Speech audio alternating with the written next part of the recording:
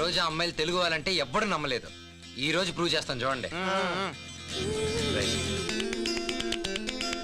నాకేంట్రా? ఆ పక్కన ఇద్దరున్నారు కదరా, వాళ్ళు నీకే సెట్ చేస్తాలే. నాకిద్దరా? మరి నాకు ఒకళ్ళు నువ్వు తీసుకో. మరి నీకు ఇంకొకటి ఉంది కదా? అది నాకు ఉంది కదా. మరి నా పరిస్థితి ఏంటన్నా? మరదలు పక్కన ఉందా?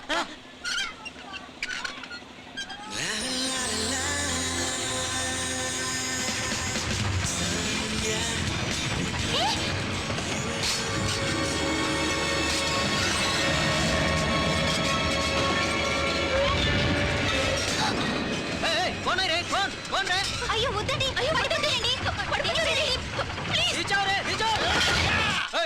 ఇగో ఇగో తీసుకో వాడి కింద పడ్డాడంటే ఎంత డేంజర్ తెలుసా? ఆడ సంగతి నా బాధ తెలుసు. అరే కింద నుంచి చూస్తుంటే భయేస్తుందిరా. ఎలా నీకు అది సెట్ అవ్వకపోయినా పక్క వాళ్ళతో సెట్ చేసాయి. ఏమండి మీరు తెలుగు వాళ్ళని సంగతి నాకు తెలుసు. ఆ విషయం మా వాళ్ళతో చెప్పండి ప్లీజ్. ఇదిగోండి, చెప్పకపోతే దూకేస్తాను. చెప్పవే, చెప్పేవి సందీప్ ప్లీజ్. ఏమండి మీరు చెప్పకపోతే రెండో చేయి కూడా వదిలేస్తాను. నిజంగానే చేయి వదిలేస్తానండి. చెప్పేవి సంధ్య. 1 2 సంధ్య చెప్పవే, నిజంగా దూకేస్తాడేమో. సరే మేం తెలుగు వాళ్ళమే. గట్టిగా. మేం తెలుగు వాళ్ళమే. ఇంకా గట్టిగా.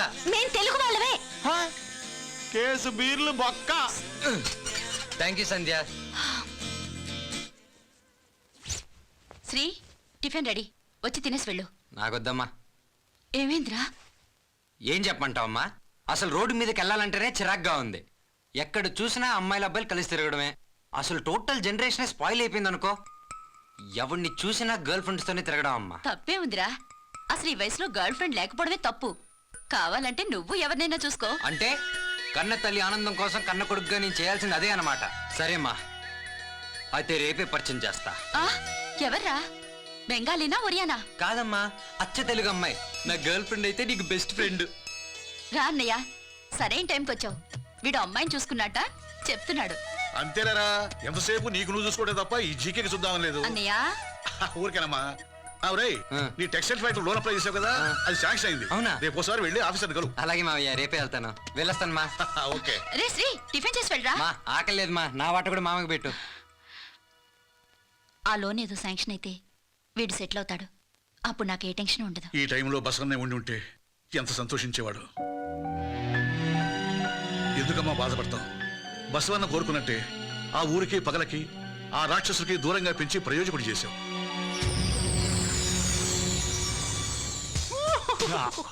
డైలీ కాలేజ్కి ఇదే రూట్లో వెళ్తారట అన్న. ఈ అవతారాలేంట్రా? నీ బిట్ పక్కన 2 బిట్లు ఉన్నాయి కదరా, వాటి మీ ఇద్దరం తెగొట్టేద్దామని.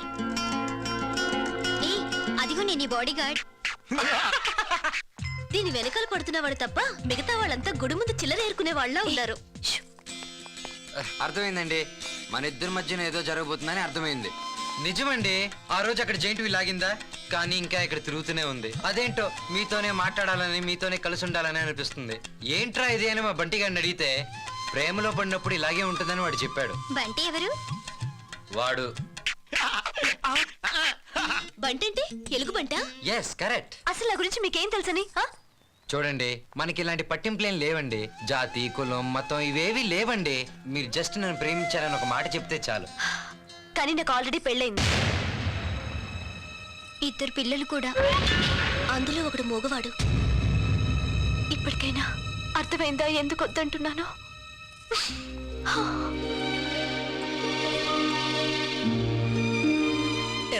మాకు సెట్ చేసేసావా? సారీరా, ముగ్గురికి పెళ్లి అయిపోయిందంట. ఊరుకోరా, ఊరుకో. ఒరేయ్, మీకు పెళ్లిలో ఏ అమ్మాయి నచ్చినా చెప్పండి. ఆ అమ్మాయి డీటెయిల్స్ కావాలంటే మీరు 500 ఇస్తే నేను 5 నిమిషాల్లో ఇన్ఫర్మేషన్ ఇస్తాను. చిచి, అసలు ఆడ జాతికే మా ఆయన మర్చిపోయి నువ్వు. నిన్న షాపింగ్ వస్తానని సూపర్ గా ఉన్నారా ఫిగర్ లో. ఇల్లు నాకు వదిలేండి. బాబాయ్, ఇప్పుడు ఒరిస్సా అమ్మాయిలు పడాలంటే ఒరియాలోనే మాట్లాడాలి. సో అందుకు అమ్మాయి దగ్గరికి వెళ్ళి నాకు మ్యాటర్ మొత్తం అయిపోయింది, సింపేస్తాను. పక్కానా? పక్కా విత్ పిల్లో. అయితే ప్రొసీడ్. ఏ అసంతియో బసంతి. అసంతియో గుంజిగా నాకు ఒరియా రాదనుకుని సందులోకి రమ్మంటూ వెకిలి కూతులు కూస్తావరా? వెదవని. ఓకే ఇంకా ఇంకోసారి అమ్మ వంకేసి రే ఏంటి ఆరెంజ్ లో కొడుతుంది? ఆ అమ్మాయి కరాటే ఫైటర్ మావా.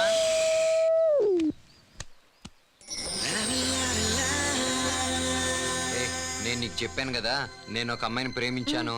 ఆ అమ్మాయికి ఆల్రెడీ పెళ్ళే 2 పిల్లలు, అందులో ఒకడు మూగోడని. ఆ అమ్మాయినే. ఎవరు? ఆ ఆరెంజ్ డ్రెస్సా? మ్మ్. ఒరేయ్, ఆ ముగ్గురులో ఒక్కరికి కూడా పెళ్లి కలెక్ట్ తెలుసా? ఆ, నిజంగానా? వాళ్ళ నా ఫ్రెండ్స్, నాకు బాగా తెలుసు. నిన్ను ఫూల్ని చేశారు. నన్ను ఎందుకు ఫూలింగ్ చేశారు? నీ మొహం చూస్తే నాకే లైన్ అయిపోద్ది కావట్లేదు. ఇక ఆ అమ్మాయి ఏమి ఇష్టపడుతుంది? చా నీకు అలా అనిపించిందా? మూసుకొని పదా.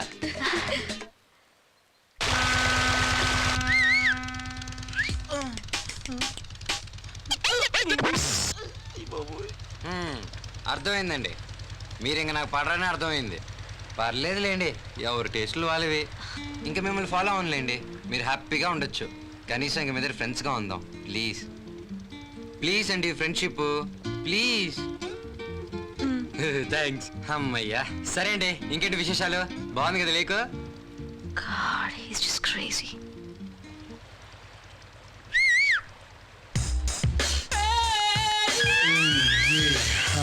And you know that I like it like that.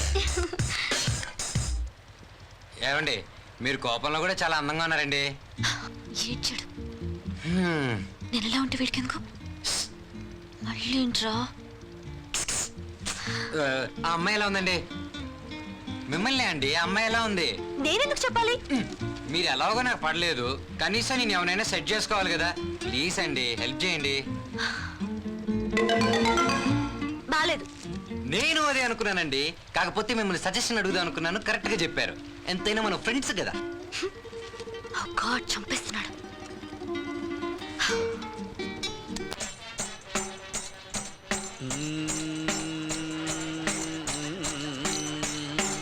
ఆకాశానికి మేఘం ఇచ్చా, నేల తల్లికి చినుకులు ఇచ్చా, నేల తల్లికి చినుకులు ఇచ్చా, పచ్చని చెట్టుకి పువ్వులు ఇచ్చా, పచ్చని చెట్టుకి పువ్వులు ఇచ్చా, ఇచ్చిన వాటిని నేనే మెచ్చా, ఇచ్చిన వాటిని నేనే మెచ్చా. ఇంతకీ గజల్ నాగరాజ్ చెప్పొచ్చేది ఏంటంటే, ఆకాశం నువ్వేమిస్తావు, నేల తల్లి నువ్వేమిస్తావు. ఏంట్రా ఏంటి అన్న, ఇప్పుడు మనం ఇక్కడికి ఎందుకు వచ్చామో తెలుసా?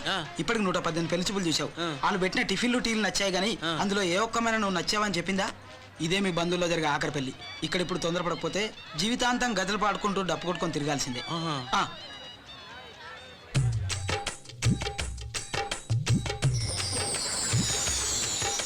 ఒరేయ్, నేను మెచ్చిన, నా మనసు గిచ్చిన అమ్మాయి దొరికిందిరా. ఎవరన్నా?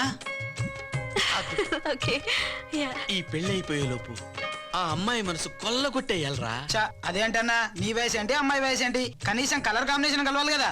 అరే, కలర్ కాంబినేషన్ కలవకపోయినా కళాకారునిరా. నా పాటలతో, నా వాయిద్యంతో ఆ అమ్మాయిని వశపరుచుకుంటాను రా.